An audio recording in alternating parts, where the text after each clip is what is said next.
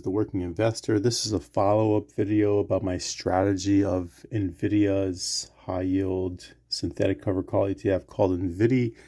And the strategy kind of blew up in my face. So I figured that my loss will be your entertainment, and also you guys can learn from my losses. I did a rookie mistake, which I know it's very, very evident that known among investors that whenever there is a big dividend coming up, it's actually wise to try to avoid writing cover call contracts because it's a high probability that you may get have your shares called away. So I was sitting there all nice and cozy after post-market day, and I saw that I had my shares. And then after midnight, I got a notification from the brokerage that, hey, guess what? Your 100 shares of NVDY got called away. So here's your $3,000 back, but you're kind of SOL, you're SO out of luck because you're not going to be getting your dividends. Well, they didn't say that, but I kind of made conclusions and I was right. So just to recap, I did two strategies. I did on the top over here, I did a $29 cash secure putting up $2,900 in collateral. I bought 100 shares and then immediately sold a $30 in the money cover call. I spent $3,008 and it was $8 in the money, but the $40 made up for that. So again, my cost basis, it was still a net positive. So initially I received $130 premium. I was thinking about the big payout, but I got robbed. Not robbed. Player recognizes player, and respect the game. I have a appreciation for the game. So good for the person who robbed me. They're smart. So I learned my lesson. But I actually didn't have to pay out of pocket. I actually have a net gain of $37 from my lesson. I got the $32, positive from putting on the trade because I lost $8 because $3,008, and then they give me back $3,000. But I did make $40 in credits, so I still have a plus of $32. And then I kind of closed the the cash secure put. I got $90 in credit. I closed it for $85. It was definitely below this. I was in the money. Obviously, I was in the money because it was a next dividend day, and there's obviously immediate NAV erosion before it's able to come back. I still made $5 out of it, so $37. And if you analyze that return on my mistake, it's a 76% annualized return on my mistake. So I made some money on my mistake. So thank God. But I learned a lesson, and I got paid to learn a lesson. So some people have to pay money to go to college, but I got a scholarship. So I guess that's the case. Another mistake is that obviously, I was a little hungry for the premium, and you should always invest in things that you are you enjoy buying. And I never thought to myself I want to go ahead and buy NVIDIA. Some people do like to buy it. I know that's been going crazy right now, the AI craze. I don't know if it's a fad. I don't know if it's what's going to happen. Maybe it'll go to 2000 and I'll look stupid saying it's a fad. But I don't know. You have to.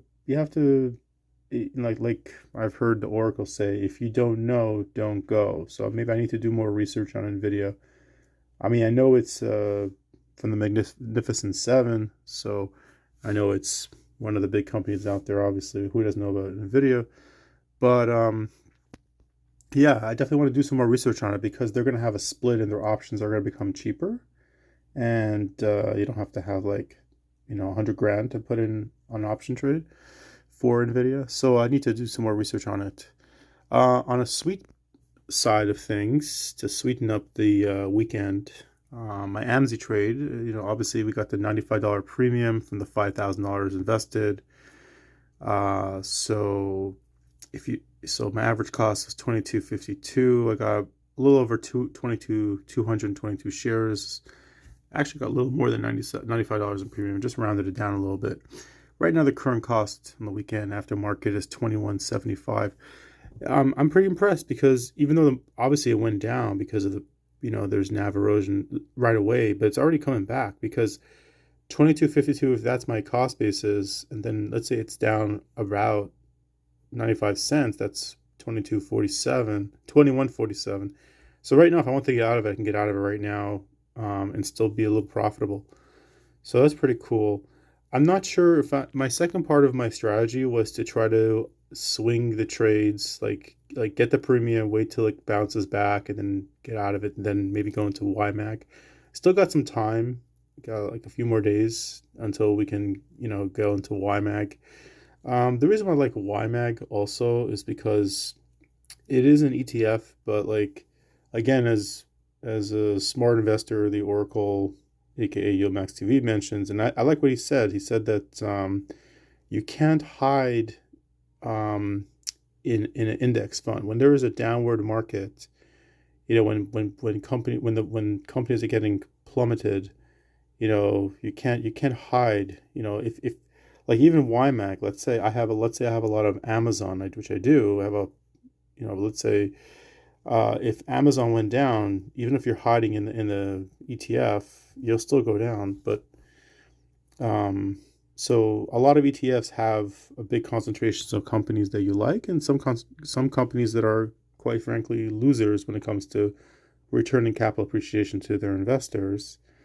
So the reason why I like YMAG because it is an ETF that has the most concentration of companies that I am very, very bullish in, and I personally do the wheel strategy on, and I think they're long-term winners for now. But I'm not married to them because if things change, my thesis will change. Like I like Amazon, I like Apple, I like Google, I like Microsoft. I don't know if I like Tesla that much as far as a company because I'm not sure how, what's going on with their future. Because a lot of people are entering the, EV world. NVIDIA, like I said, I got to do more research. Meta, I mean, I know they're very profitable, but I don't know ethically how I'm into Meta. But I know some people say like you should take your, some people have the theory that take your ethics, leave it by the door. Just you're here to make money. You can't always go after the ethical stuff, but sometimes try to see if because I know Facebook does a lot of harm to young kids going on, if they're too young to go on social media, but again, I don't know if they're going out of their way to do that or not. That's but like any tool, if you use it the wrong way, it can hurt yourself. If you have a scalpel, a surgeon could save somebody's life with a scalpel.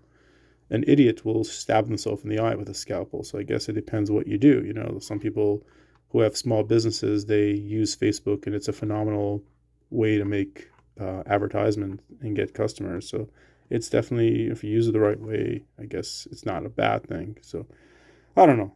The jury's out. But YMAG is an ETF that has the highest concentration. It's diversified a little bit, but not too much, and it has most of the companies that I like personally. So that's why I was thinking about it. So we'll see if I'll get into the AMSI into YMAG. This is not like my entire portfolio. Obviously, this is a small portion of it. I try to test the waters with different strategies because I want to see which strategies, if I'm not doing something more optimal, let me try other strategies. Because right now I'm making about, right now I'll show you later on in a different video, but right now, my annualized returns, month over month has been somewhere, calculating on an annualized basis was 20% annualized, which is great. 25, 30. So I guess, maybe the average is roughly around 23 to 25% annualized return. That's phenomenal. But, if you're trying to get cash flow and you want to live your life now, you want to boost it up. And of course, with more risk, you have more return. These companies kind of put my wheel strategy to shame. Maybe the way that I'm trading it, because they, they're returning like insane, like, like more like 4% a month or 3% a month versus like 1.5%, 1 point, maybe 2% a month. They're basically kicking my behind with that. So I decided, why not, if you see something that's, doing better than you might as well take a look at it. But, these things have fees, these things, obviously, like in a bear market, these will go down. And obviously my strategy would also go down. The wheel strategy, I may have to sit on my hands for a little bit and maybe do more wheel strategies as once the market is down, start from a lower basis. So there is another strategy that I'm looking into. I'm researching. I got inspired by the Average Joe investor. He has a YouTube channel, and he's bringing in about 3.85% return, roughly 3%, 3.85% return monthly, which is insane. And his strategy, what I see from his YouTube channel, is, 0 DTE or 1 DTE options on just the indices using IWM and QQQ. He talks about doing it on SPY, but looking at his YouTube videos, he's mostly doing it on IWM and QQQ. So there is a lot of benefit, between doing 0 DTE options, because you get, if you look at the premiums, you get, like, comparing the weekly to the monthly, you get definitely squeeze out a lot more return if you do the weekly, because you're getting way more acceleration on time decay. But of course, there's something called gamma risk, and that can burn you if the underlying goes against you. So I know in the Tasty Mechanics, they talk a lot about how the gamma risk can hurt you. I've watched the videos from, I think it's a Dave, Options with Dave, very, very smart guy. I saw some of his videos on gamma risk. So I'm looking into it, with that kind of strategy. So that's something I may look into in the near future. I may put out some videos. So again, like, my learning is your entertainment. I hope you guys enjoy. I'm not a financial advisor. This is just a retail investor trying to make it a little bit out there. I hope you guys enjoy.